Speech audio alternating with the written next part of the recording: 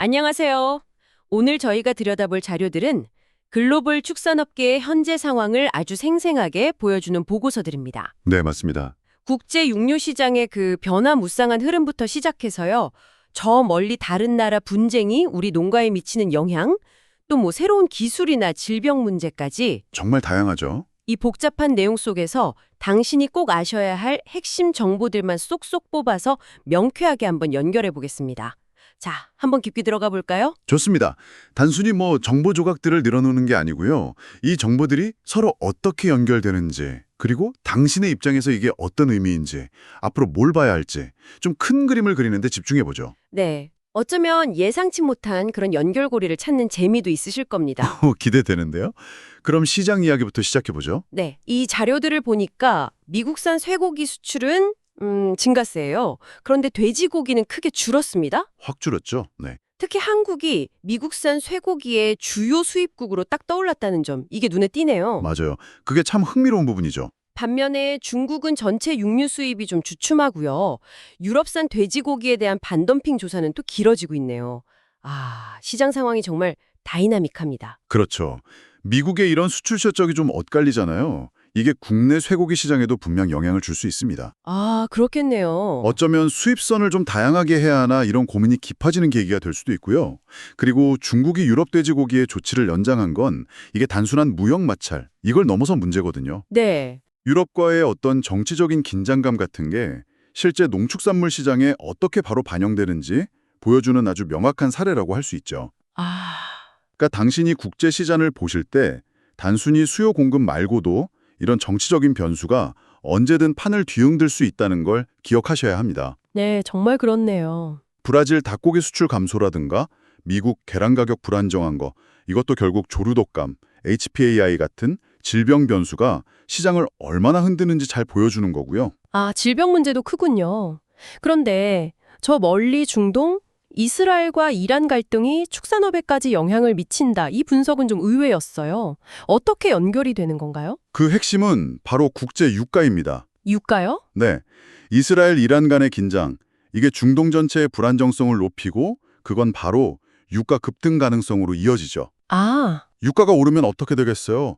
곡물 수입해오는 운송비부터 시작해서 사료 만드는 비용, 또 국내 물류비, 농장 운영에 필요한 그 에너지 비용까지 생산 전 단계에 걸쳐서 비용 상승 압박이 커지는 겁니다. 이야, 그야말로 연쇄 반응이네요. 그렇죠. 결국 사료값이 오르면 생산비 부담이 커지고 이게 우리 식탁 물가에도 바로 영향이 올 수 있다는 거군요? 정확합니다.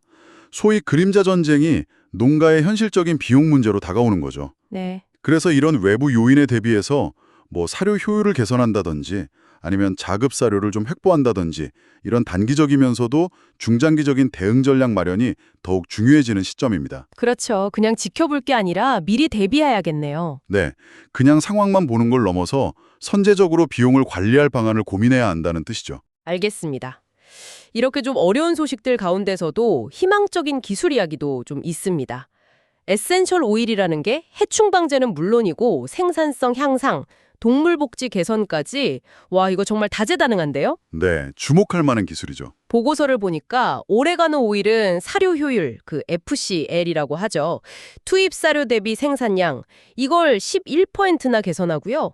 레몬밤 오일은 닭의 스트레스를 줄여서 육질 개선에도 도움을 준다고 해요. 네, 에센셜 오일은 특히 화학 방제제나 항생제를 대체할 수 있는 친환경적인 접근법이라는 점에서 그 의미가 큽니다. 아, 친환경이요? 네, 특히 유기농이라든지 동물복지 인증 같은 그런 고부가 가치 시장에서 경쟁 우위를 확보하는 데 도움이 될 수 있죠. 그렇겠네요. 그리고 사료에 첨가하거나 물에 타서 주거나 아니면 환경에 뿌리는 등 적용 방식도 다양하고요. 전 세계적으로 화학물질 사용 규제가 점점 강화되는 추세잖아요. 네, 그렇죠. 그런 걸 고려할 때 국내 도입이나 적용 가능성을 아주 적극적으로 검토해 볼 가치가 있습니다. 네, 이런 혁신 기술도 중요하지만 축산업의 기반을 위협하는 건 역시 질병 문제 아니겠습니까? 마지막으로 아프리카 돼지열병 ASF 문제를 짚어보죠. 네, ASF. 이게 여전히 세계 곳곳, 특히 동남아시아에서 확산세가 꺾이지 않고 있네요.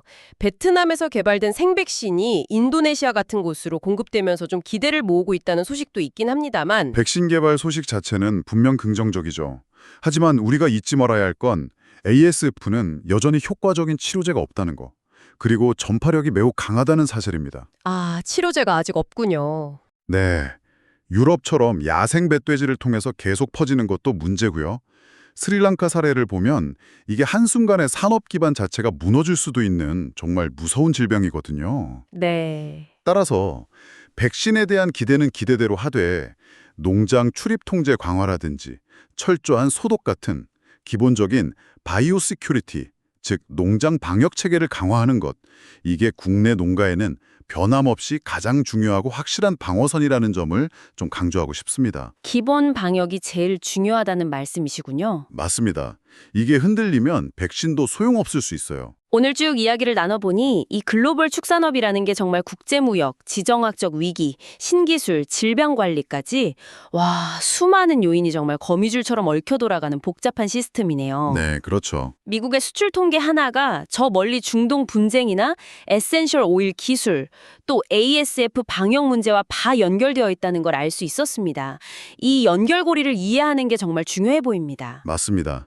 오늘 저희가 나눈 이야기들이 당신이 이 복잡한 정보들을 좀 더 입체적으로 파악하고 그 속에서 의미를 찾는 데 도움이 되었기를 바랍니다. 네. 자, 마지막으로 한 가지 질문을 던져보면서 마무리할까 하는데요. 이렇게 끊임없이 변하고 예측하기 어려운 외부 환경 속에서 우리 축산업이 지속 가능성을 확보하기 위해 가장 먼저 내부에 갖춰야 할 핵심 역량은 과연 무엇일까요? 단순히 외부 변화에 수동적으로 반응하는 것을 넘어서서 스스로 변화를 만들고 주도할 방법은 없을지 한번 함께 고민해 보시면 좋겠습니다.